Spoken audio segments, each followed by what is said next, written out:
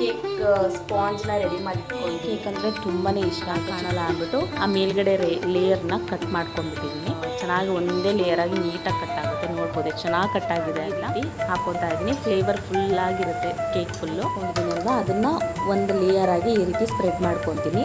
ಇದು ಸೊ ಕಂಪ್ಲೀಟಾಗಿ ಇದು ಫುಲ್ಲು ಡಿಸೈನ್ ಆದಮೇಲೆ ಹೇಗೆ ಕಾಣುತ್ತೆ ಅದನ್ನು ನಾನು ನಿಮಗೆ ತೋರಿಸ್ತೀನಿ. ಸೊ ಫೈನಲ್ ಕೇಕ್ ಈ ರೀತಿ ರೆಡಿ ಆಗಿದೆ. ಸೊ ಮನೆಯಲ್ಲೇ ಎಷ್ಟು ಈಸಿಯಾಗಿ ಮಾಡ್ಕೋಬೋದಲ್ವ. ಸೊ ಕೋಸಂಬರಿ ಮಾಡಿದ್ದೀನಿ, ಹಾಗೆ ಜಾಮೂನ್ ಇದು ನೆನ್ನೆನೇ ಮಾಡಿದ್ದೆ. ಜಾಮೂನೇ ಕೇಕ್ ಕಟ್ ಮಾಡಿಬಿಟ್ವಿ, ಯಾಕೆಂದರೆ ಸಂಜೆ ಮತ್ತೆ ಅವ್ರು ಬರೋದು ಲೇಟ್ ಆಗೋದು, ಮತ್ತು ನಾನು ವೆಯ್ಟ್ ಮಾಡ್ಕೋತ ಕೂತ್ಕೊಳ್ಳೋದು ಬೇಡ ಅಂತ. ಆದಮೇಲೆ ಸಂಜೆ ರಾತ್ರಿ ಬಂದರು ನನ್ನ ಹಸ್ಬೆಂಡು ದೇವಸ್ಥಾನಕ್ಕೆ ಹೋಗೋಣ ಅಂತ. ಸೊ ಬೆಳಿಗ್ಗೆ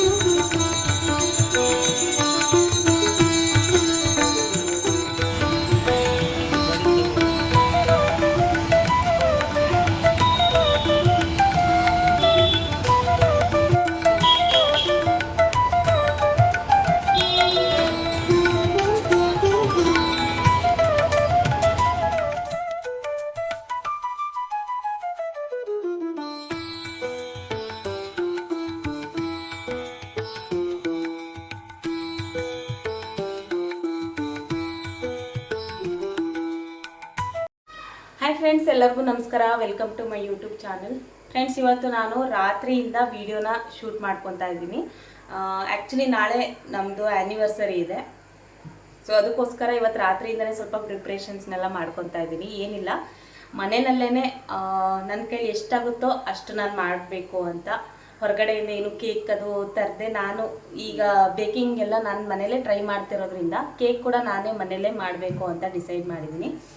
ಆಲ್ರೆಡಿ ನಾನು ಕೇಕ್ ಮಾಡೋದಕ್ಕೆ ಕೇಕ್ ಸ್ಪಾಂಜ್ನ ರೆಡಿ ಮಾಡಿಟ್ಕೊಂಡಿದ್ದೀನಿ. ಮನೇಲೇ ನಾನು ಫಸ್ಟ್ ಟ್ರೈ ಮಾಡಿರೋದಿದು. ನನಗೆ ನನ್ನ ಫೇವ್ರೇಟ್ ಇದೆ. ಆ್ಯಕ್ಚುಲಿ ಬೇಕ್ರೀಸ್ನಲ್ಲೆಲ್ಲ ಸಿಗುತ್ತೆ ಅಲ್ವಾ ಡ್ರೈ ಕೇಕ್ ಅಂತ, ಅದು ನನ್ನ ತುಂಬ ಫೇವ್ರೇಟ್. ಇಲ್ಲೆಲ್ಲೂ ಸಿಗೋದಿಲ್ಲ ಈ ಥರ. ಸೊ ನಾನು ತುಂಬ ಸರ್ತಿ ಇಲ್ಲೆಲ್ಲ ಹುಡುಕಾಡಿದಾಗ ನನಗೆಲ್ಲೂ ಸಿಕ್ಕಿರಲಿಲ್ಲ. ಸೊ ಆವಾಗ ನಾನು ಡಿಸೈಡ್ ಮಾಡಿದ್ದೇನೆಂದರೆ ಮನೆಯಲ್ಲೇ ನಾನೇ ಯಾಕೆ ಟ್ರೈ ಮಾಡಬಾರ್ದು ಅಂತ ಅಂದ್ಕೊಂಡು ಸ್ಟಾರ್ಟಿಂಗಲ್ಲಿ ತುಂಬಾ ಟ್ರೈ ಮಾಡಿ ಹಾಳಾಗಿದೆ. ಸುಮಾರು ಒಂದು 7-8 ಸಲಿನೇ ಮಾಡಿ ಹಾಳು ಮಾಡಿದ್ದೀನಿ. ಸೊ ಅದಾದಮೇಲೆ ಹೇಗೆ ಏನು ಅಂತ ಮೆಷರ್ಮೆಂಟ್ ಎಲ್ಲ ನೋಡಿಕೊಂಡು ಮಾಡಿದಾಗ ಅದು ಪರ್ಫೆಕ್ಟಾಗಿ ಬಂದಿದೆ. ಸೊ ಸುಮಾರು ಈಗ ಒಂದು 4-5 ಸರ್ತಿ ಮಾಡ್ತಾಯಿದ್ದೀನಿ. ಪರ್ಫೆಕ್ಟಾಗಿ ಬರ್ತಾಯಿದೆ. ಸೇಮ್ ಬೇಕ್ರಿನಲ್ಲಿ ಹೇಗೆ ಸಿಗೋತೋ ಅದೇ ಥರ ಬರ್ತಾ ಇದೆ ಮನೆಯಲ್ಲೇ. ಸೊ ಹಾಗೆ ನಾಳೆ ಆ್ಯನಿವರ್ಸರಿಗೆ ಸ್ವಲ್ಪ ಜಾಮೂನ್ ಕೂಡ ಮಾಡಿಟ್ಟಿದ್ದೀನಿ. ಸೊ ನಾಳೆ ಗೊತ್ತಿಲ್ಲ, ನಾಳೆ ಒಬ್ಬಟ್ಟು ಮಾಡಬೇಕು ಅಂತ ಅಂದ್ಕೊಂಡಿದ್ದೀನಿ. ಈ ಸೆಕೆನಲ್ಲಿ, ಈ ಬಿಸಿಲು ಸೆಕೆನಲ್ಲಿ ಮಾಡ್ತೀನೋ ಇಲ್ವೋ ನಾಳೆ ಡಿಸೈಡ್ ಮಾಡ್ತೀನಿ. ಇವತ್ತಂತೂ ಸದ್ಯಕ್ಕೆ ಕೇಕ್ ಮತ್ತು ಜಾಮೂನ್ ರೆಡಿ ಮಾಡ್ಕೊಳ್ಳೋಣ ಅಂತ ಮಾಡ್ಕೊಂಡಿದ್ದೀನಿ. ಆ್ಯಕ್ಚುಲಿ ಇದ್ರ ರೆಸಿಪಿನ ನಾನು ಶೂಟ್ ಮಾಡ್ಕೊಂಡಿಲ್ಲ. ನಿಮ್ಗೇನಾದರೂ ಈ ರೀತಿ ನೀವು ಕೂಡ ಸುಮ್ಮನೆ ರುಚಿನಿ ಹೇಳು ಮಾತಾಡು. ಸೊ ಈ ಥರ ನೀವು ಕೂಡ ಮನೆಯಲ್ಲೇ ಟ್ರೈ ಮಾಡಬೇಕು ಅಂತ ಇದ್ದರೆ ನನಗೆ ಕಾಮೆಂಟ್ ಮಾಡಿ. ನಾನು ನೆಕ್ಸ್ಟ್ ಟೈಮು ಹೇಗೆ ಮಾಡೋದು ಅಂತ ಪ್ರತಿಯೊಂದು ಸ್ಟೆಪ್ ಬೈ ಸ್ಟೆಪ್ನ ನಾನು ನಿಮಗೆ ತೋರಿಸ್ಕೊಡ್ತೀನಿ. ಸೊ ಇದನ್ನು ನಾನು ಮನೆಯಲ್ಲೇ ಮಾಡಿದ್ದೀನಿ. ನೋಡ್ಬೋದು ಎಷ್ಟು ಸ್ಪಾಂಜಿಯಾಗಿ ಬಂದಿದೆ. ಇದನ್ನು ನಾನು ಕೇಕ್ ಮಾಡುವಾಗ ಕಟ್ ಮಾಡಿ ಕೂಡ ತೋರಿಸ್ತೀನಿ ಹೇಗೆ ಬಂದಿದೆ ಅಂತ. ಸೊ ಸಿಂಪಲ್ಲಾಗಿ ನಾನು ನಮ್ಮ ಆ್ಯನಿವರ್ಸರಿಗೆ ಸ್ಟ್ರಾಬೆರಿ ಕೇಕ್ ಮಾಡಬೇಕು ಅಂತ ಅಂದ್ಕೊಂಡಿದ್ದೀನಿ. ಅದು ಹೇಗೆ ಮಾಡ್ತೀನಿ ಅದನ್ನು ನಾನು ನಿಮಗೆ ತೋರಿಸ್ತೀನಿ. ನಿಮ್ಗೆ ಈ ರೀತಿ ಸ್ಪಾಂಜ್ನ ನೀವು ಮನೆಯಲ್ಲೇ ಮಾಡ್ಕೋಬೇಕು ಅಂದರೆ ನನಗೆ ಕಾಮೆಂಟ್ ಮಾಡಿ. Step by step next time ನಾನು ಹೇಗೆ ಮಾಡೋದು ಅಂತ ನಾನು ನಿಮಗೆ ತೋರಿಸ್ಕೊಡ್ತೀನಿ. ಸೊ ಹಾಗೆ ಈಗ ರಾತ್ರಿ ಆಗಿದೆ, ಇವಳಿಗೆ ನಿದ್ದೆ ಮಾಡೋ ಟೈಮು. ಸೊ ರಾತ್ರಿ ಈಗ ಅಕ್ಕಿ ರೊಟ್ಟಿ ಮಾಡೋಣ ಅಂದ್ಬಿಟ್ಟು ಮಸಾಲ ಅಕ್ಕಿ ರೊಟ್ಟಿ ಎಲ್ಲ ಕಲಸಿಟ್ಕೊಂಡಿದ್ದೀನಿ. ಅಕ್ಕಿ ಹಿಟ್ಟು, ಈರುಳ್ಳಿ, ಮೆಣಸಿನ್ಕಾಯಿ ಮತ್ತು ಸಬ್ಸಿಗೆ ಸೊಪ್ಪು ಇಷ್ಟನ್ನ ಹಾಕಿ ಹಿಟ್ಟನ್ನು ರೆಡಿ ಮಾಡಿಟ್ಟಿದ್ದೀನಿ. ಇವಾಗ ತಟ್ಟಿಬಿಟ್ಟು ಇವಳಿಗೆ ಕೊಡ್ತೀನಿ. ಅವಳಿಗೆ ಆಲ್ರೆಡಿ ನಿದ್ದೆ ಬಂದಿದೆ. ರಾತ್ರಿ ಬೇಗ ಮಲ್ಕೊಂಡ್ಬಿಡ್ತಾಳೆ ಇವಳು. 7:30-8 ಗಂಟೆಗೆಲ್ಲ ಮಲ್ಕೊಂಡ್ಬಿಡ್ತಾಳೆ ಅಷ್ಟು. ಸೊ ಅದಕ್ಕೆ ಇವಾಗ ಬೇಗ ಇವಳಿಗೊಂದು ರೊಟ್ಟಿ ಹಾಕ್ಕೊಟ್ಬಿಟ್ಟು ಮಲಗಿಸ್ಬಿಡ್ತೀನಿ. ಹಾಕ್ಕೊಡ್ಲಾ? ತಿಂತೀಯಾ? ಸೊ ಇವಾಗ ಅವಳಿಗೆ ರೊಟ್ಟಿನ ಹಾಕ್ಕೊಟ್ಬಿಡ್ತೀನಿ. ಸೊ ನಾನು ಸ್ವಲ್ಪ ಇಲ್ಲಿ ವೀಡಿಯೋನ ಸ್ಪೀಡ್ ಮಾಡಿದ್ದೀನಿ, ಯಾಕೆಂದರೆ ಕೇಕ್ ಮಾಡೋ ವೀಡಿಯೋನು ನಾನು ಶೂಟ್ ಮಾಡಿಕೊಂಡ್ರೆ ಈ ವಿಡಿಯೋ ಬಂದು ತುಂಬಾ ಲೆಂತಿ ಆಗಿಬಿಡುತ್ತೆ. ಅದಕ್ಕೋಸ್ಕರ ಸ್ವಲ್ಪ ಸ್ಪೀಡಲ್ಲಿ ಇಟ್ಕೊಂಡಿದ್ದೀನಿ. ಈಗ ಅವಳಿಗೆ ಊಟ ಮಾಡಿಸಿ ಮಲಗಿಸ್ಬಿಟ್ಟು ಆಮೇಲೆ ಕೇಕ್ ಮಾಡೋಣ ಅಂತ ಅಂದ್ಕೊಂಡಿದ್ದೀನಿ. ಯಾಕೆ ಅಂದರೆ ಅವಳು ಎದ್ದಾಗ ಕೂತ್ಕೊಂಡಿದ್ಲು ಅಂದರೆ ನನಗೇನು ಕೇಕ್ ಮಾಡೋದಕ್ಕೆ ಬಿಡೋಲ್ಲ. ಅದಕ್ಕೆ ಸೊ ಇಲ್ಲಿ ನೋಡ್ಬೋದು ಸ್ಪಾಂಜ್ ಎಷ್ಟು ಚೆನ್ನಾಗಿ ಬಂದಿದೆ ಅಂತ. ಇದನ್ನು ನಾನು ಕಟ್ ಮಾಡಿ ತೋರಿಸ್ತೀನಿ ಎಷ್ಟು ಸಾಫ್ಟಾಗಿ ಎಷ್ಟು ಫ್ಲಫಿಯಾಗಿ ಬಂದಿದೆ ಅಂತ.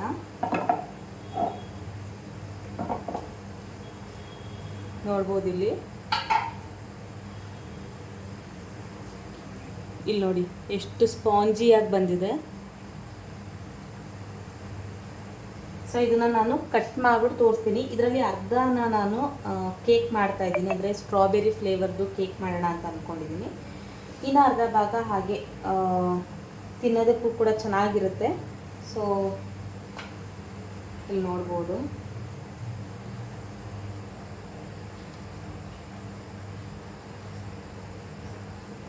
ಕಟ್ ಮಾಡಿ ಕೂಡ ತೋರಿಸ್ಬಿಡ್ತೀನಿ.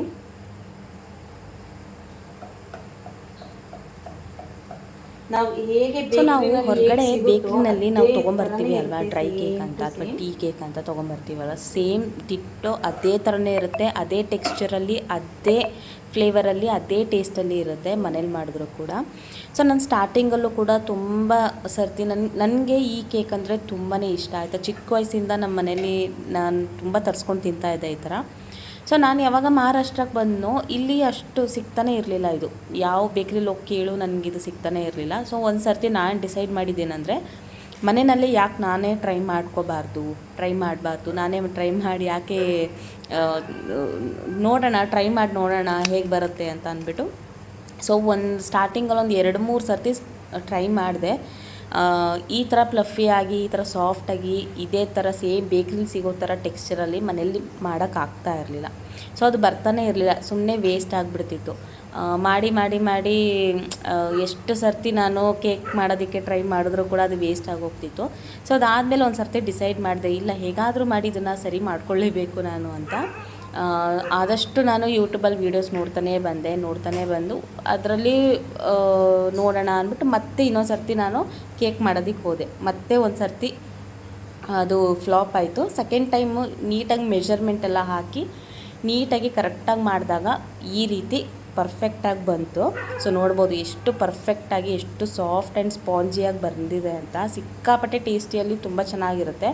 ಸೊ ಮನೆಯಲ್ಲಿ ಒಂದು 2 ಬಟ್ಲು ಮೈದಾ ಹಿಟ್ಟಲ್ಲಿ ನಾವು ಆರಾಮಾಗಿ ಮಾಡ್ಕೋಬೋದು. ಒಂದು ಟ್ರೇ ಫುಲ್ ಆಗಿಬಿಡುತ್ತೆ. ಹತ್ತತ್ರ ನಾವು 1 kg ಹತ್ತತ್ರನೇ ಮಾಡ್ಕೋಬೋದು ಮನೆಯಲ್ಲೇ ಆರಾಮಾಗಿ, ಹೈಜಿನಿಕ್ಕಾಗಿ ಮಾಡ್ಕೋಬೋದು. ಸೊ ನಾನು ಟ್ರೈ ಮಾಡಿದಾಗ ಸ್ಟಾರ್ಟಿಂಗ್ ತುಂಬಾ ಹಾಳಾಗ್ತಿತ್ತು. ಅದಾದಮೇಲೆ ತುಂಬ ಡಿಸಪಾಯಿಂಟ್ ಆಗ್ತಿದೆ. ಅದಾದಮೇಲೆ ಫೈನಲಾಗಿ ಮಾಡೋದನ್ನ ಕಲ್ತ್ಕೊಂಡಿದ್ದೀನಿ. ಸೊ ಈ ಥರ ಕೇಕೆಲ್ಲ ಮಾಡೋದು ಕಲ್ತ ಮೇಲೆ ಸೊ ಮನೆಯಲ್ಲೇ ಯಾಕೆ ನಾನು ಕೇಕ್ ಮಾಡೋದನ್ನು ಕೂಡ ಟ್ರೈ ಮಾಡಬಾರ್ದು ಅಂತ ಅಂದ್ಕೊಂಡು ಸೊ ಕೇಕ್ನು ಕೂಡ ಮನೆಯಲ್ಲೇ ಮಾಡ್ತಾಯಿದ್ದೀನಿ. ಸೊ ನಾನು ಕೇಕಿಗೆ ಬಳಸೋವಂಥ ಕ್ರೀಮ್ನ ತೋರಿಸ್ತಾ ಇದ್ದೀನಿ. ಇದು ಬಂದು ನಾವೆಲ್ಲ ಕೇಕ್ ಐಟಮ್ಸ್ ಎಲ್ಲ ಸಿಗುತ್ತೆ ಅಲ್ವಾ, ಅಂತಲ್ಲಿ ಎಲ್ಲ ಸಿಗುತ್ತೆ. ಇದು ನಮಗೆ ವಿಪ್ಪಿಂಗ್ ಕ್ರೀಮ್ ಕೊಡಿ ಅಂದರೆ ಕೊಡ್ತಾರೆ. ಸೊ ಅದನ್ನು ನಾನು ಫಸ್ಟು ಕ್ರೀಮ್ನ ಮಾಡಿಟ್ಕೊತೀನಿ. ಫಸ್ಟು ನಾವು ಫ್ರಿಜ್ಜಿಂದ ತೆಗೆದುಬಿಟ್ಟು ಅದನ್ನು ಫುಲ್ ಮೆಲ್ಟ್ ಆಗೋದಕ್ಕೆ ಬಿಡಬೇಕಾಗುತ್ತೆ ಕ್ರೀಮ್ನ. ಸೊ ಅದು ಮೆಲ್ಟ್ ಆದಮೇಲೆ ನನಗೆ ಸುಮ್ಮನೆ ಸ್ವಲ್ಪ ಬೇಕಾಗಿರೋದು, ನಮಗೆ ಏನಾದರೂ ಹಿಂಗೆ ಆರ್ಡರ್ಸ್ ಇದ್ದರೆ, ಅಥವಾ ನಾನೇನು ಎಲ್ಲೂ ಆರ್ಡರ್ಸ್ ಆ ಥರ ತೊಗೋತಾ ಇಲ್ಲ, ನನಗೆ ಮನೆಯಲ್ಲಿ ಏನಾದರೂ ಸಣ್ಣ ಪುಟ್ಟ ಫಂಕ್ಷನಲ್ಲಿ ನಾನೇ ಮಾಡ್ಕೋಬೇಕು ಅಂತ ನಾನು ಕಲಿತು ನಾನೇ ಮಾಡ್ಕೊತಾ ಇರೋದು. ಸೊ ಇದನ್ನು ನಾನೇನು ಮಾಡ್ತಾಯಿದ್ದೀನಿ ಅಂದರೆ ಸುಮ್ಮನೆ ಸ್ವಲ್ಪ ತಗೊಂಡಿದ್ದೀನಿ. ಸ್ಟೆಪ್ ಬೈ ಸ್ಟೆಪ್ನ ಸ್ವಲ್ಪ ಇನ್ಕ್ರೀಸ್ ಮಾಡಿಕೊಂಡು ಬೀಟ್ ಮಾಡ್ಕೋಬೇಕು. ಸೊ ಇವಾಗ ಕ್ರೀಮ್ ಎಲ್ಲ ಬೀಟ್ ಮಾಡ್ಕೊಂಡಿದ್ದಾಯಿತು. ನಾನಿವಾಗ ಕೇಕ್ ಮೇಲೆ ಕ್ರೀಮ್ ಹಚ್ಚೋದಕ್ಕೆ ಈ ಥರ ಒಂದು ಚಾಕುನ ನಾನು ತೊಗೊಂಡಿದ್ದೀನಿ. ನೀಟಾಗಿ ನಾವು ಕೇಕ್ ಮೇಲೆ ಸ್ಪ್ರೆಡ್ ಮಾಡೋದಕ್ಕೆ ಚೆನ್ನಾಗಿ ಬರುತ್ತೆ ಅಂತ. ಸೊ ಅದಾದಮೇಲೆ ನಾನು ಮೇಲ್ಗಡೆ ಸ್ವಲ್ಪ ಡಿಸೈನ್ ಮಾಡೋದಕ್ಕೂ, ಹಾಗೆ ಪ್ಲೇನಾಗಿದ್ದರೆ ಚೆನ್ನಾಗಿರಲ್ಲ, ಸ್ವಲ್ಪ ಏನಾದ್ರು ಡಿಸೈನ್ ಮಾಡಿದ್ರೆ ಚೆನ್ನಾಗಿರುತ್ತೆ ಅಂದ್ಬಿಟ್ಟು ಈ ಒಂದು ನಾಝಲ್ನ ತೊಗೊತಾ ಇದ್ದೀನಿ. ಆ ಒಂದು ಡಿಸೈನ್ ಚೆನ್ನಾಗಿ ಬರುತ್ತೆ. ನನ್ನ ಹತ್ರ ಸುಮಾರು ಒಂದು 4-5 ನಾಝಲ್ಸ್ ಇದೆ ಬೇರೆ ಬೇರೆ ಡಿಸೈನ್ದು. ನಾನು ಅದರಲ್ಲಿ ಈ ಥರ ಒಂದು ನಾಝಲ್ನ ತೊಗೊಂಡಿದ್ದೀನಿ. ನೀಟಾಗಿ ಎಡ್ಜಸ್ನೆಲ್ಲ ನೀಟಾಗಿ ಸ್ವಲ್ಪ ಡೆಕೋರೇಷನ್ ಮಾಡಿದ್ರೆ ಚೆನ್ನಾಗಿ ಕಾಣುತ್ತೆ ಅಂತ. ಅದಾದಮೇಲೆ ನಾನು ಮಾಡ್ತಾ ಇರೋವಂಥ ಕೇಕ್ ಬಂದು ಸ್ಟ್ರಾಬೆರಿ ಫ್ಲೇವರ್ದು. ನಾನು ಅದಕ್ಕೆ ಸ್ಟ್ರಾಬೆರಿ ಕ್ರಶ್ನ ತೊಗೊಂಡಿದ್ದೀನಿ. ಅದು ನಮಗೆ ಎಲ್ಲ ಕಡೆ ಸಿಗುತ್ತೆ. ಕ್ರಶ್ ಅಂದರೆ ಸಿಕ್ಕಿಲ್ಲ ಅಂದರೆ ಬೇಕಾದ್ರೆ ಆನ್ಲೈನಲ್ಲೂ ಕೂಡ ಸಿಗುತ್ತೆ. ಇಲ್ಲಾಂದರೆ ಕೇಕ್ ಸಿಗೋವಂಥ ಐಟಮ್ಸ್ ಅಂಗಡಿ ಇರುತ್ತೆ ಅಲ್ವಾ, ಅಲ್ಲಿ ಹೋಗಿಬಿಟ್ರೆ ಕೇಕಿಗೆ ಬೇಕಾಗಿರುವಂಥ ಎಲ್ಲ ಐಟಮ್ಸ್ ಒಂದೇ ಅಂಗಡಿನಲ್ಲೇ ಸಿಕ್ಬಿಡುತ್ತೆ. ಸೊ ನಾನಿಲ್ಲಿ ಕೇಕ್ನ 2 ಲೇಯರಾಗಿ ಕಟ್ ಮಾಡ್ಕೊತಾ ಇದ್ದೀನಿ. 2 ಲೇಯರ್ ಕಟ್ ಮಾಡ್ಕೊಳ್ಳೋದಕ್ಕೆ ನಾನು ಚಾಕುನೂ ಕೂಡ ಬಳಸ್ಬೋದು, ಬಟ್ ನಾನಿಲ್ಲಿ ಥ್ರೆಡ್ನ ಬಳಸ್ತಾ ಇದ್ದೀನಿ. ಏಕೆ ಅಂದರೆ ಕೇಕ್ ಸ್ವಲ್ಪ ದೊಡ್ಡದಾಗಿರೋದ್ರಿಂದ ನನ್ನ ಹತ್ರ ಇರೋ ಚಾಕು ಸ್ವಲ್ಪ ಸಣ್ಣದು. ಕಟ್ ಮಾಡಿದ್ರೆ ಒಂದು ಕಡೆ ದಪ್ಪ ಸಣ್ಣ ಈ ರೀತಿ ಬರುತ್ತೆ, ಒಂದು ಲೇಯರಾಗಿ ಕಟ್ ಆಗೋದಿಲ್ಲ. ಸೊ ಅದಕ್ಕೋಸ್ಕರ ನಾನು ಥ್ರೆಡ್ನ ತೊಗೊಂಡಿದ್ದೀನಿ. ನೀಟಾಗಿ ಒಂದೇ ಲೇಯರಾಗಿ ಚೆನ್ನಾಗಿ ಕಟ್ ಆಗುತ್ತೆ. ಫಸ್ಟು ನಾನೇನು ಮಾಡ್ತಾಯಿದ್ದೀನಿ ಅಂದರೆ ಮೇಲ್ಗಡೆ ಇರೋವಂಥ ಅದು ರೋಸ್ಟಾಗಿ ಬೇಕಾಗಿದೆ ಅಲ್ವ, ಅದನ್ನು ಆ ಲೇಯರ್ನ ಕಟ್ ಮಾಡಿ ತೊಗೊತಾ ಇದ್ದೀನಿ. ನೀಟಾಗಿ ಕ್ರೀಮ್ ಅದು ಹಚ್ಚಿದಾಗ ಅದು ಅಷ್ಟು ಚೆನ್ನಾಗಿ ಕಾಣಲ್ಲ ಅಂದ್ಬಿಟ್ಟು ಆ ಮೇಲ್ಗಡೆ ಲೇಯರ್ನ ಕಟ್ ಮಾಡ್ಕೊಂಡ್ಬಿಟ್ಟಿದ್ದೀನಿ. ಸೊ ಅದಾದಮೇಲೆ ನಾನು ಜಾಸ್ತಿ ಅಂದರೆ ಅಂಗಡಿಲೆಲ್ಲ ನಾವು ಕೇಕ್ಸ್ನ ಬೈ ಮಾಡ್ತೀವಿ ಅಂದರೆ ಅವರು 3 ಲೇಯರ್ ಆಗಿ ಕೇಕ್ನ ಕಟ್ ಮಾಡಿಕೊಂಡು ಕ್ರೀಮ್ ಎಲ್ಲ ಹಚ್ತಾರೆ. ನಾನು ಬೇಡ 2 ಲೇಯರ್ ಸಾಕು ಅಂತ 2 ಲೇಯರಲ್ಲಿ ಬರೀ ಒಂದೇ ಲೇಯರಾಗಿ ಕಟ್ ಮಾಡ್ಕೊತಾ ಇದ್ದೀನಿ. ಒಂದು ಕೇಕಲ್ಲಿ 2 ಭಾಗನ ಮಾಡ್ಕೊತಾ ಇದ್ದೀನಿ. ಈ ರೀತಿ ನೀಟಾಗಿ ನಮಗೆ ಅರ್ಧ ಭಾಗಕ್ಕೆ ನಾವು ಥ್ರೆಡ್ನ ಇಟ್ಕೊಂಡು ಒಂದು ಕಡೆ ಟೈಟಾಗಿ ಕೈ ಇಟ್ಕೊಂಡು ಇನ್ನೊಂದು ಕಡೆಯಿಂದ ಹಿಂಗೆ ಎಳೆಯೋದು, ನೀಟಾಗಿ ಕೇಕ್ ಕಟ್ ಆಗುತ್ತೆ. ಸೊ ಈ ಮೆಥಡ್ ಯಾರೆಲ್ಲ ಕೇಕ್ ಮಾಡ್ತಾಯಿದ್ದೀರಾ ಅವ್ರಿಗೆ ಗೊತ್ತಿರುತ್ತೆ ಆಲ್ಮೋಸ್ಟು. ಒಂದು ಸಲ ಟ್ರೈ ಮಾಡಿ, ಚೆನ್ನಾಗಿ ಒಂದೇ ಲೇಯರಾಗಿ ನೀಟಾಗಿ ಕಟ್ ಆಗುತ್ತೆ. ನೋಡ್ಬೋದು ಎಷ್ಟು ಚೆನ್ನಾಗಿ ಕಟ್ಟಾಗಿದೆ ಅಂತ. ಸೊ ನಾನಿವಾಗ ಈ ಕಟ್ ಮಾಡ್ಕೊಂಡಿರೋ ಇದಕ್ಕೆ ಫಸ್ಟು ಒಂದು ಬಟ್ಲಲ್ಲಿ ನೀರನ್ನ ತೊಗೊಂಡಿದ್ದೀನಿ. ಅದಕ್ಕೆ ನಾನು ಫ್ಲೇವರ್ ಬೇಕಲ್ವಾ, ಸೊ ಫ್ಲೇವರ್ಗೆ ನಾನೇನು ಮಾಡ್ತಾಯಿದ್ದೀನಿ, ಆ ನೀರಿಗೆ ಒಂದು ಇಲ್ಲ 2 ಟೇಬಲ್ ಸ್ಪೂನಷ್ಟು ಅದೇನು ಸ್ಟ್ರಾಬೆರಿ ಕ್ರಷ್ ಇದೆ ಅಲ್ವಾ, ಅದನ್ನು ನೀರಲ್ಲಿ ಮಿಕ್ಸ್ ಮಾಡ್ಕೊತಾ ಇದ್ದೀನಿ. ಯಾಕೆ ಅಂದರೆ ಕೆಲವರು ಕೇಕಿಗೆ ಶುಗರ್ ಸಿರಪ್ನ ಹಾಕ್ತಾರೆ, ಅದು ಅಷ್ಟು ಫ್ಲೇವರ್ಫುಲ್ಲಾಗಿ ಸಿಗೋದಿಲ್ಲ. ನಾನೇನು ಮಾಡ್ತಾಯಿದ್ದೀನಿ ಅಂದರೆ ಒಂದು ಬಟ್ಲಲ್ಲಿ ನೀರನ್ನ ತೊಗೊಂಡು ನಾವು ಯಾವ ಫ್ಲೇವರ್ ಕೇಕ್ ಮಾಡ್ತಾಯಿದ್ದೀವೋ ಆ ಫ್ಲೇವರ್ ಕ್ರಷ್ ಇರುತ್ತೆ ಅಲ್ವಾ, ಅದನ್ನು ನೀರಲ್ಲಿ ಮಿಕ್ಸ್ ಮಾಡಿಕೊಂಡು ಕೇಕ್ ಮೇಲೆ ಹಾಕೋದು. ಅದು ನೀಟಾಗಿ ಆ ಬ್ರೆಡ್ ಅಬ್ಸರ್ವ್ ಆಗುತ್ತೆ. ಮತ್ತು ನಾವು ಪ್ರತಿ ಬೈಟಲ್ಲೂ ಕೂಡ ನಮಗೆ ಸ್ಟ್ರಾಬೆರಿ ಯಾವ ಫ್ಲೇವರ್ ಮಾಡಿದ್ರೂ ಕೂಡ ಆ ಫ್ಲೇವರ್ ಬಾಯಿ ಫುಲ್ಲು ಸ್ಪ್ರೆಡ್ ಆಗುತ್ತೆ. ತಿನ್ನೋದಕ್ಕೂ ಕೂಡ ತುಂಬ ಚೆನ್ನಾಗಿರುತ್ತೆ. ಸೊ ಈ ರೀತಿ ಬ್ರೆಡ್ ಮೇಲೆಲ್ಲ ಈ ರೀತಿ ಸ್ಪ್ರೆಡ್ ಮಾಡ್ಕೊತಾ ಇದ್ದೀನಿ. ಸೊ ಬೇಕ್ರೀಸ್ನಲ್ಲೆಲ್ಲ ಏನು ಮಾಡ್ತಾರೆ ಅಂದರೆ ಬರೀ ಶುಗರ್ನ ಮೆಲ್ಟ್ ಮಾಡಿಕೊಂಡು ನೀರಲ್ಲಿ ಅದನ್ನು ಮಾತ್ರ ಮೇಲ್ಗಡೆ ಹಾಕ್ಕೊಂಡ್ಬಿಡ್ತಾರೆ. ಸೊ ನಾನು ಈ ರೀತಿ ಹಾಕ್ಕೊತಾ ಇದ್ದೀನಿ. ಫ್ಲೇವರ್ ಫುಲ್ಲಾಗಿರುತ್ತೆ ಕೇಕ್, ಫುಲ್ಲು ತುಂಬ ಟೇಸ್ಟಿಯಾಗೂ ಇರುತ್ತೆ, ಚೆನ್ನಾಗೂ ಬರುತ್ತೆ. ಸೊ ಈ ರೀತಿ ಎಲ್ಲ ಸ್ಪ್ರೆಡ್ ಮಾಡ್ಕೊಂಡಾದ್ಮೇಲೆ ಒಂದು ಲೇಯರ್ ನಾನು ಕ್ರೀಮ್ನ ಅಪ್ಲೈ ಮಾಡ್ತಾಯಿದ್ದೀನಿ. ನಿಮಗೆ ಕ್ರೀಮ್ ತುಂಬ ಇಷ್ಟ ಜಾಸ್ತಿ ಬೇಕು ಅಂದರೆ ಬೇಕಾದ್ರೆ ಆ ಲೇಯರ್ನೇ ಕೂಡ ಇನ್ನೊಂದು ಸ್ವಲ್ಪ ದೊಡ್ಡದಾಗಿ ಲೇಯರ್ನ ಮಾಡ್ಕೋಬೋದು. ನಮ್ಮ ಮನೇಲಿ ಅಷ್ಟು ಜಾಸ್ತಿ ಕ್ರೀಮ್ನ ಅಷ್ಟು ಇಷ್ಟಪಡೋದಿಲ್ಲ. ನಾನು ಲೈಟಾಗಿ ತಿನ್ನಾಗಿ ನಾನು ಲೇಯರ್ನ ಅಪ್ಲೈ ಮಾಡ್ಕೊತೀನಿ. ಸೊ ನೋಡ್ಬೋದು ಈ ರೀತಿ ನೀಟಾಗಿ ಹೊರ್ಗಡೆ ಸ್ಪ್ರೆಡ್ ಆಗದೆ ಇರೋ ಥರ ನೀಟಾಗಿ ನಾನು ಅಪ್ಲೈ ಮಾಡ್ಕೊತಾ ಇದ್ದೀನಿ. ಸೊ ಆ ರೀತಿ ಒಂದು ಲೇಯರ್ ಕ್ರೀಮ್ನ ಅಪ್ಲೈ ಮಾಡಾದಮೇಲೆ ನಾನು ಮೇಲ್ಗಡೆ ಇನ್ನೂ ಒಂದು ಲೇಯರಾಗಿ ಏನು ನಾನು ಸ್ಟ್ರಾಬೆರಿ ಕ್ರಷ್ನ ಇಟ್ಕೊಂಡಿದ್ದೀನಲ್ವ ಅದನ್ನು ಒಂದು ಲೇಯರಾಗಿ ಈ ರೀತಿ ಸ್ಪ್ರೆಡ್ ಮಾಡ್ಕೊತೀನಿ. ಇದು ಮೋಸ್ಟ್ ಇಂಪಾರ್ಟೆಂಟು. ಈ ರೀತಿ ನಾವು ಮೇಲ್ಗಡೆ ಒಂದು ಲೇಯರ್ ಕ್ರೀಮ್ ಮೇಲೆ ಕ್ರಷ್ನ ಅಪ್ಲೈ ಮಾಡೋದ್ರಿಂದ ಇನ್ನೂ ಟೇಸ್ಟಿಯಾಗಿ ತುಂಬ ಚೆನ್ನಾಗಿ ಬರುತ್ತೆ. ನೋಡ್ಬೋದು ಈ ರೀತಿ ಒಂದು ಲೇಯರಾಗಿ ಅಪ್ಲೈ ಮಾಡ್ಕೋಬೇಕು. ಸೊ ಅದಾದಮೇಲೆ ಮೇಲ್ಗಡೆ ಇನ್ನೂ ಒಂದು ಲೇಯರ್ ಬ್ರೆಡ್ ಇದೆ ಅಲ್ವಾ, ಅದನ್ನು ಮೇಲ್ಗಡೆ ಇಟ್ಕೊಂಡು ಕೆಳಗಡೆ ನಾವು ಏನು ಪ್ರೊಸೀಜರ್ನ ಮಾಡಿದ್ವೋ ಅದೇ ಥರನೇ ಮೇಲ್ಗಡೆನೂ ಅದೇ ಥರನೇ ಮಾಡಬೇಕಾಗತ್ತೆ. ಈಗ ಮತ್ತೆ ಮೇಲ್ಗಡೆ ಏನು ನಾವು ಸಿರಪ್ನ ಮಾಡಿಟ್ಕೊಂಡಿದ್ದೀವಲ್ವ ಆ ಸಿರಪ್ನ ಮತ್ತೆ ನಾವು ಎಲ್ಲ ಕಡೆ ಸ್ಪ್ರೆಡ್ ಮಾಡಿಕೊಂಡು ಮೇಲ್ಗಡೆ ಮತ್ತೆ ಇನ್ನೊಂದು ಲೇಯರ್ ಹಾಕಿ ಮತ್ತು ಡೆಕೋರೇಷನ್ನ ಮಾಡಬೇಕಾಗುತ್ತೆ. ಸೊ ಇವಾಗ ನಾನು ಮೇಲ್ಗಡೆ ಲೇಯರ್ ಹಾಕೋದು ನಾನು ವಿಡಿಯೋ ಏನು ಮಾಡ್ಕೊಳ್ಳಿಲ್ಲ, ಯಾಕೆಂದರೆ ತುಂಬ ಲೆಂತಿ ಆಗಿಬಿಡುತ್ತೆ ಅಂತ. ನೀಟಾಗಿ ಮೇಲ್ಗಡೆ ಸ್ಪ್ರೆಡ್ ಮಾಡಿ ಮತ್ತು ಅದ್ರ ಮೇಲೆ ನಾನು ಕ್ರಷ್ನ ಸ್ಪ್ರೆಡ್ ಮಾಡ್ಕೊತಾ ಇದ್ದೀನಿ.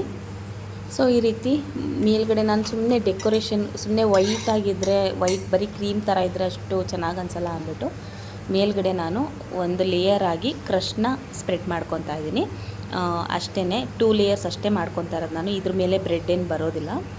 ನಾನು ಸೈಡ್ಗೆ ಏನು ಕ್ರೀಮ್ ಅಪ್ಲೈ ಮಾಡಿಲ್ಲ, ಯಾಕೆಂದರೆ ನಮ್ಮ ಮನೇಲಿ ಕ್ರೀಮ್ ಅಷ್ಟು ತಿನ್ನೋದಿಲ್ಲ ಅಲ್ವಾ, ಅದಕ್ಕೆ ನಾನು ಇಷ್ಟೇ ಕ್ರೀಮ್ನ ಹಾಕಿ ಮೇಲ್ಗಡೆ ಸ್ಪ್ರೆಡ್ ಮಾಡ್ಕೊತಾ ಇದ್ದೀನಿ ಅಷ್ಟೇ. ಸೊ ಸೈಡ್ಗೆಲ್ಲ ನಾನು ಕ್ರೀಮ್ನ ಅಪ್ಲೈ ಮಾಡ್ಕೊತಾ ಇಲ್ಲ, ಸಿಂಪಲಾಗಿ ಮಾಡ್ಕೊತಾ ಇದ್ದೀನಿ. ಸೊ ಇವಾಗ ಮೇಲ್ಗಡೆ ಸ್ಪ್ರೆಡ್ಡೆಲ್ಲ ಮಾಡ್ಕೊಂಡಾಯಿತು. ನಾನಿಲ್ಲಿ ಕೋನ್ನ ತೊಗೊಂಡಿದ್ದೀನಿ, ಅಂದರೆ ಕ್ರೀಮ್ ಹಾಕೋದಕ್ಕೆ ಬರುತ್ತೆ ನೋಡಿ ಪೇಪರ್, ಆ ಒಂದು ಪ್ಲಾಸ್ಟಿಕ್ನ ತೊಗೊಂಡು ಅದರೊಳಗಡೆ ನಾನು ಏನು ಡಿಸೈನ್ ಮಾಡಬೇಕು ಅಂತ ಅಂದ್ಕೊಂಡಿದ್ದೀನೋ ಆ ನಾಜಲ್ನ ಒಳಗಡೆ ಹಾಕಿ ಮುಂದೆ ಎಷ್ಟು ಬೇಕಾಗುತ್ತೋ ಅದಕ್ಕೆ ಕಟ್ ಮಾಡ್ಕೊತಾ ಇದ್ದೀನಿ. ಆವಾಗ ನೀಟಾಗಿ ಅದು ಮುಂದೆ ಕೂತ್ಕೊಳ್ಳುತ್ತೆ, ನಮಗೆ ನೀಟಾಗಿ ಡಿಸೈನ್ ಎಲ್ಲ ಮಾಡೋದಕ್ಕೆ ಈಸಿ ಆಗುತ್ತೆ ಅಂತ. ಸೊ ಈ ರೀತಿ ಕಟ್ ಮಾಡಿಕೊಂಡು ಇದರೊಳಗಡೆನ ನಾವು ಕ್ರೀಮ್ನ ತುಂಬ್ಕೋಬೇಕಾಗುತ್ತೆ. ಸೊ ಈ ರೀತಿನ ಮಾಡಿಕೊಂಡು ಇದರೊಳಗಡೆ ಈ ರೀತಿ ಕ್ರೀಮ್ನ ಹಾಕ್ಕೋಬೇಕು. ನಾವು ಬೇರೆ ಸ್ಪೂನಲ್ಲೆಲ್ಲ ಹಾಕೋತೀವಿ ಅಂದರೆ ಹೊರಗಡೆ ಎಲ್ಲ ಸ್ಪ್ರೆಡ್ ಆಗಿಬಿಡುತ್ತೆ, ಆಮೇಲೆ ಕೈ ಎಲ್ಲ ಮೆಸ್ಸಿ ಆಗಿಬಿಡುತ್ತೆ, ನಮಗೆ ನೀಟಾಗಿ ಡಿಸೈನ್ ಮಾಡೋದಕ್ಕಾಗಲ್ಲ. ಈ ರೀತಿ ಸಿಲಿಕಾನ್ದು ಸ್ಪೂನ್ ಬರುತ್ತೆ ಅಲ್ವಾ, ಅದರಲ್ಲಿ ಹಾಕೊಂಡ್ರೆ ನೀಟಾಗಿ ನಾವು ಒಳಗಡೆ ಹಾಕೋಬೋದು. ಮತ್ತು ಬೌಲಲ್ಲಿರೋವಂಥ ಅಷ್ಟು ಕೂಡ ಕ್ರೀಮ್ನ ನಮಗೆ ನೀಟಾಗಿ ವೇಸ್ಟ್ ಆಗ್ದಂಗೆ ಕೈಗೆ ಸಿಗುತ್ತೆ. ಸೊ ಈ ರೀತಿ ಆ ಕೋನ್ ಒಳಗಡೆ ಎಲ್ಲ ನೀಟಾಗಿ ಕ್ರೀಮ್ನ ತುಂಬಿಕೊಂಡು ಮೇಲ್ಗಡೆ ಸಣ್ಣದಾಗಿ ಡಿಸೈನ್ ಮಾಡ್ಕೊತಾ ಇದ್ದೀನಿ. ಯಾವ ಥರ ಡಿಸೈನ್ ಮಾಡ್ತೀನಿ ಅಂತಲೂ ಕೂಡ ತೋರಿಸ್ಬಿಡ್ತೀನಿ. ಸಿಂಪಲ್ ಡಿಸೈನ್ನ ಮಾಡ್ಕೊತಾ ಇದ್ದೀನಿ, ಜಾಸ್ತಿ ಅಂಗಡಿಲಿ ಸಿಗೋ ಥರ ಓವರಾಗಿ ಏನು ಡಿಸೈನ್ ಮಾಡ್ಕೊತಾ ಇಲ್ಲ, ನಾನು ಸಿಂಪಲ್ಲಾಗಿ ಡಿಸೈನ್ ಮಾಡ್ಕೊತಾ ಇದ್ದೀನಿ. ಸೊ ಈ ರೀತಿ ಬರುತ್ತೆ ಡಿಸೈನ್ ಅದು. ಸೊ ಈ ರೀತಿ ಡಿಸೈನ್ನ ನಾನು ಫುಲ್ಲು ಸೈಡ್ಸ್ಗೆಲ್ಲ ಡಿಸೈನ್ ಮಾಡ್ಕೊತಾ ಇದ್ದೀನಿ. ಸೊ ಕಂಪ್ಲೀಟಾಗಿ ಇದು ಫುಲ್ಲು ಡಿಸೈನ್ ಆದಮೇಲೆ ಹೇಗೆ ಕಾಣುತ್ತೆ ಅದನ್ನು ನಾನು ನಿಮಗೆ ತೋರಿಸ್ತೀನಿ. ಸೊ ಫೈನಲ್ ಕೇಕ್ ಈ ರೀತಿ ರೆಡಿಯಾಗಿದೆ. ಸೊ ಇವಾಗ ನಾನು ಉಳಿದಿರೋ ಅಂಥ ಕ್ರೀಮ್ನಲ್ಲಿ ಮೇಲ್ಗಡೆ ಹ್ಯಾಪಿ ಆ್ಯನಿವರ್ಸರಿ ಅಂತ ಬರಿಬೇಕು ಅಂತ ಅಂದ್ಕೊಂಡಿದ್ದೀನಿ. ವೈಟಲ್ಲೇ ಬರಿಬೋದಿತ್ತು, ನನ್ನ ಹತ್ರ ಯೆಲ್ಲೋ ಕಲರ್ ಇದೆ, ಯೆಲ್ಲೋ ಕಲರ್ನ ಮಿಕ್ಸ್ ಮಾಡಿ ಅದರಲ್ಲಿ ಹ್ಯಾಪಿ ಆ್ಯನಿವರ್ಸರಿ ಅಂತ ಬರಿಬೇಕು ಅಂತ ಅಂದ್ಕೊಂಡಿದ್ದೀನಿ. ಅದನ್ನು ಮಿಕ್ಸ್ ಮಾಡಿ ಕೋನಲ್ಲಿ ಹಾಕ್ಕೊಂಡು ಮುಂದೆ ಸ್ವಲ್ಪ ನಾವು ಮೆಹಂದಿ ಕೋನ್ನ ಸ್ವಲ್ಪ ಕಟ್ ಮಾಡ್ಕೊತೀವಲ್ವ, ಆ ರೀತಿ ಕಟ್ ಮಾಡಿಕೊಂಡು ಮೇಲೆ ಈ ರೀತಿ ಹ್ಯಾಪಿ ಆ್ಯನಿವರ್ಸರಿ ಅಂತ ಬರ್ಕೊತಾ ಇದ್ದೀನಿ. ಸೊ ಫೈನಲಿ ಕೇಕ್ ರೆಡಿಯಾಗಿದೆ, ನೋಡ್ಬೋದು ಎಷ್ಟು ಚೆನ್ನಾಗಿ ಕಾಣಿಸ್ತಾ ಇದೆ ಅಂತ. ಸೊ ಸಿಂಪಲಾಗಿ ಮಾಡ್ಕೊಂಡಿದ್ದೀನಿ ನನಗಂತೂ. ಸೊ ಫ್ರೆಂಡ್ಸ್, ಫೈನಲಿ ಕೇಕ್ನ ರೆಡಿ ಮಾಡಿದ್ದೀನಿ, ನೋಡ್ಬೋದು ಎಷ್ಟು ಚೆನ್ನಾಗಿ ಬಂದಿದೆ ಅಂತ.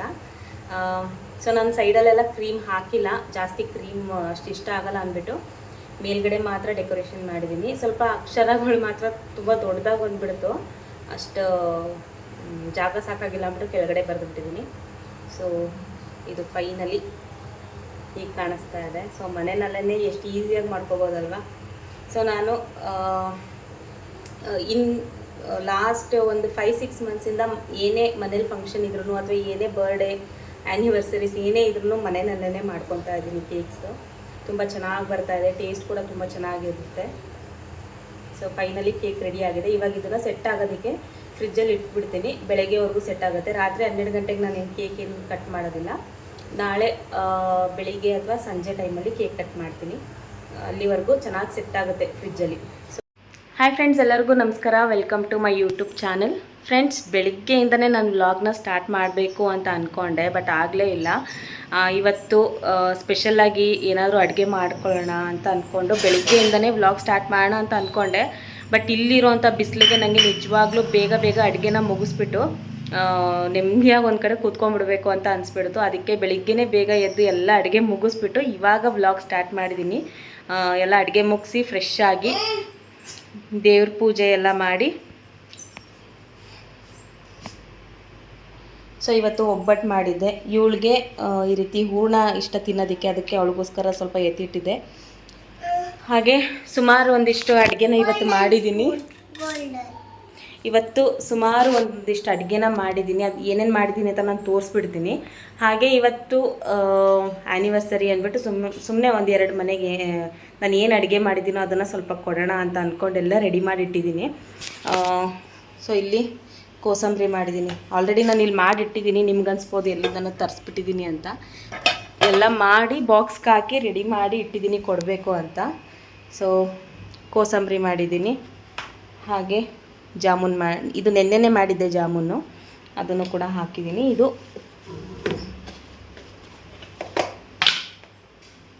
ಒಬ್ಬಟ್ಟು.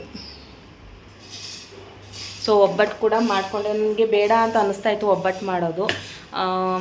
ನಮ್ಮ ಕಡೆ ಇಲ್ಲಿ ಮಹಾರಾಷ್ಟ್ರ ಸೈಡ್ ಹೇಗೆ ಅಂದರೆ, ಇದು ಅಧಿಕ ಮಾಸ ಸ್ಟಾರ್ಟ್ ಆಗಿದೆ ಅಲ್ವಾ, ಈ ತಿಂಗಳಲ್ಲಿ ಒಂದ್ಸಲಿನಾರು ಒಬ್ಬಟ್ಟು ಮಾಡಲೇಬೇಕು, ಮನೆಯಲ್ಲಿ ದೇವರಿಗೆ ನೈವೇದ್ಯ ತೋರಿಸಲೇಬೇಕು. ಸೊ ಅದಕ್ಕೋಸ್ಕರ ಇವತ್ತು ಮಾಡೋಣ ಅಂತ ಅಂದ್ಕೊಂಡು ಮಾಡಿದೆ. ಬಟ್ ಅಷ್ಟಾಗಿ ಚೆನ್ನಾಗಿ ಬರಲಿಲ್ಲ.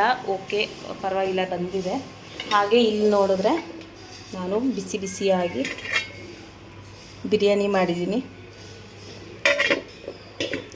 ಹಾಗೆ ಸಾಂಬಾರು. ಇದು ನಮ್ಮ ಕಡೆ ಒಬ್ಬಟ್ಟು ಸಾರು ಈ ಥರ ಮಾಡ್ತಾರೆ, ಸ್ವಲ್ಪ ಬ್ಲ್ಯಾಕ್ ಆಗಿರುತ್ತೆ. ಸೊ ಒಬ್ಬಟ್ಟು ಸಾರು ಕೂಡ ರೆಡಿ ಆಗಿದೆ. ಹಾಗೆ ಬಿರಿಯಾನಿಗೆ ಮೊಸರು ಬಜ್ಜಿನೂ ಕೂಡ ಮಾಡಿಟ್ಟಿದ್ದೀನಿ. ಹಾಗೆ ನಿನ್ನೆ ನಾನು ತೋರಿಸ್ದೆ ಅಲ್ವಾ, ನಿನ್ನೆ ವ್ಲಾಗಲ್ಲಿ ನಾನು ಕೈಯಾರೆ ಮಾಡಿರೋ ಕೇಕ್ ಅದ್ರ ಕೂಡ ರೆಡಿಯಾಗಿದೆ, ಇನ್ನೂ ಕಟ್ ಮಾಡಿಲ್ಲ. ಕಟ್ ಮಾಡೋವಾಗ ಅದನ್ನು ಕೂಡ ವ್ಲಾಗ್ ಮಾಡ್ಕೊತೀನಿ. ಅಂದರೆ ಅಷ್ಟೊಂದೇನು ಗ್ರ್ಯಾಂಡಾಗೇನು ಮಾಡ್ಕೊತಲ್ಲ, ಸಿಂಪಲ್ಲಾಗಿ. ಈಗ ನನ್ನ ಹಸ್ಬೆಂಡ್ ಬರ್ತಾರೆ, ಬೆಳಗ್ಗೆ ಅವ್ರೇನು ತಿನ್ಕೊಂಡು ಹೋಗಿಲ್ಲ, ಆಫೀಸ್ಗೆ ಹೋಗ್ಬಿಟ್ಟು ಬರ್ತೀನಿ ಅಂತ ಹೇಳಿ ಹೋಗಿದ್ದಾರೆ. ಈಗ ಬಂದಿದ ತಕ್ಷಣ ಕೇಕ್ ಕಟ್ ಮಾಡಿ ಊಟ ಮಾಡೋದಷ್ಟೇ. ದೇವಸ್ಥಾನಕ್ಕೆ ಹೋಗ್ಬರೋಣ ಅಂತ ಪ್ಲ್ಯಾನ್ ಇದೆ. ಸೊ ಇವತ್ತು ನಮ್ಮ ಆ್ಯನಿವರ್ಸರಿ ದಿನದ ಸ್ಪೆಷಲ್ ಇಷ್ಟೇ, ಬೇರೆ ಏನೂ ಇಲ್ಲ. ಇವತ್ತು ಬೆಳಿಗ್ಗೆ ಒಬ್ಬಟ್ಟು ಮಾಡ್ಕೊಳ್ಳೋದನ್ನೆಲ್ಲ ವ್ಲಾಗ್ ಮಾಡೋಣ ಅಂತ ಅಂದ್ಕೊಂಡೆ. ಬಟ್ ಇಲ್ಲಿರೋ ಬಿಸಿಲಿಗೆ ನಂಗೆ ನಿಜವಾಗ್ಲೂ ನನಗೆ ಅಡುಗೆ ಮನೇಲಿ ನಿಂತ್ಕೊಂಡು ಅಡುಗೆ ಮಾಡೋದಕ್ಕೆ ಕಷ್ಟ. ಅದರಲ್ಲಿ ವ್ಲಾಗ್ ಮಾಡಿಕೊಂಡು ಅಡುಗೆ ಮಾಡಬೇಕಂದ್ರೆ ಇನ್ನೂ ಕಷ್ಟ ಆಗುತ್ತೆ ಅಂದ್ಬಿಟ್ಟು ಫಸ್ಟೆಲ್ಲ ಅಡುಗೆ ಮುಗಿಸ್ಬಿಟ್ಟು ಈಗ ತೋರಿಸಿದ್ದೀನಿ ಏನೆಲ್ಲ ಅಡುಗೆ ಮಾಡಿದ್ದೀನಿ ಅಂತ.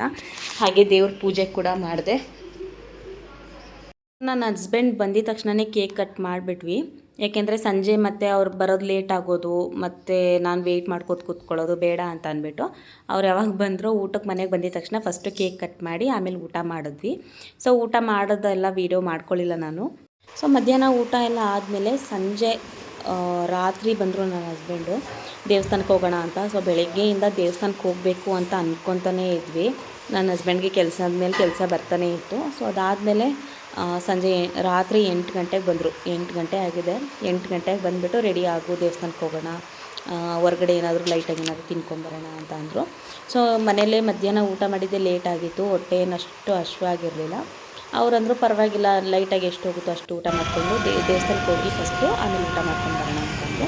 ಸೊ ಅದಾದಮೇಲೆ ನಮ್ಮ ಮನೆ ಹತ್ರ ಇರುವಂಥ ಒಂದು ದೇವಸ್ಥಾನಕ್ಕೆ ಬಂದಿದ್ದೀವಿ. ಇದು ಬಂದು ಆಂಜನೇಯ ಸ್ವಾಮಿ ದೇವಸ್ಥಾನ ಮತ್ತು ವಿಠಲ ರುಕ್ಮಿಣಿ ದೇವಸ್ಥಾನ ಎರಡೂ ಒಂದೇ ಕಡೆಯೂ ಇದೆ. ಸೊ ಪ್ರತಿ ಸಲ ಇಲ್ಲಿಗೆ ಬರ್ತೀವಿ. ಇಲ್ಲೇ ಬಂದು ದೇವ್ರ ನಮಸ್ಕಾರ ಮಾಡಿಕೊಂಡು ಅರ್ಚನೆ ಎಲ್ಲ ಮಾಡಿಸ್ಕೊಂಡು ಸ್ವಲ್ಪ ತಲೆ ಕೂತಿದ್ದು ಪ್ರಸಾದ ಎಲ್ಲ ತಿಂದ್ಕೊಂಡು ಅದಾದಮೇಲೆ ಹೋಟ್ಲಿಗೆ ಹೋದ್ವಿ.